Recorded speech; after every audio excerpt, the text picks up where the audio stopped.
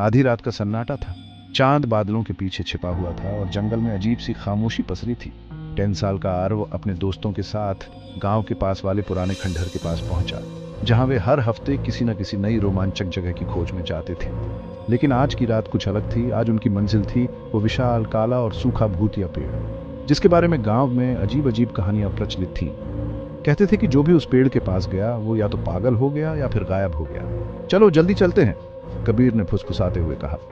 पर कदम आगे बढ़ाने से पहले ही अचानक एक ठंडी हवा का झोंका आया, जैसे किसी ने उनके कानों में कुछ फुसफुसाया हो। आरव ने अपने चारों तरफ देखा, लेकिन कोई नहीं था। पत्तों के सरसराने की आवाज आई, हालांकि वहां कोई पत्ते थे ही नहीं। विशाल पेड़ अपनी जड़ों समेत खड़ा था, मानो किसी का इंतजार कर रहा हो। तुम लोग सुने? कोई आवाज आई? सिया ने डरते हुए पूछा। बाकी सभी ने सिर हिला दिया। वे सब डर तो रहे थे, लेकिन लौटना नहीं चाहते थे। तभी अंशुल ने एक पत्थर उठाकर पेड़ की ओर उछाल दिया। पत्थर जैसे ही जड़ों से टकराया, पेड़ की शाखाएं जोर जोर से हिलने लगी, जैसे कोई उसमें कैद आत्मा कराह रही हो।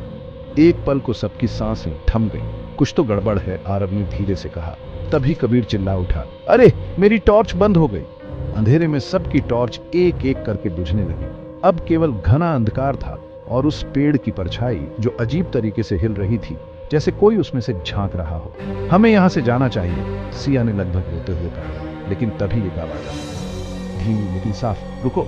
सभी के रोंगटे खड़े हो। आवाज पेड़ के तने से आ रही थी। धड़कनों की तेजी से उनके पैरों की ताकत खत्म हुई, लेकिन उनके पास कोई और रास्ता नहीं था। आरव ने हिम्मत जुटाकर धीरे धीरे पेड़ की ओर कदम बढ़ाए। जैसे ही उसने अपनी हथेली से तने को छुआ, एक झटके से पूरा जंगल गूंज उठा। हवाएं चीखने लगी और पेड़ की छाल पर आकृतियां बनने लगी, चेहरे डरावने और दुखी। अचानक उन चेहरों में से एक ने आंखें खोली। हमें बचाओ, एक कराहती हुई आवाज निकली। आरव के पैरों तले जमीन खिसक गई। ये पेड़, ये आत्माओं का कैद खाना है, कबीर ने चिल्लाकर कहा। सब भागने को मुड़े, लेकिन पेड़ की जड़ें उनकी ओर बढ़ने लगी, जैसे उन्हें पकड़ना चाहती हूँ। किसी तरह वे अपनी पूरी ताकत से दौड़े और गांव की ओर भागे। जब वे गांव पहुंचे तो वे बुरी तरह हाँफ रहे थे। बूढ़े पंडित जी ने उन्हें देखकर सिर हिलाया। मैंने कहा था वहां मत जाना। वो पेड़ उन आत्माओं को कैद किए हुए है जो कभी वहां मारे गए थे। जो उसे छूता है वो भी उसकी कैद में आ सकता है। आरव और उसके दोस्त एक दूसरे को देखने लगे। अगर वे कुछ सेकंड और वहां रुकते तो शायद वे भी पेड़ का हिस्सा बन चुके होते। उस रात कोई भी नहीं सो पाया।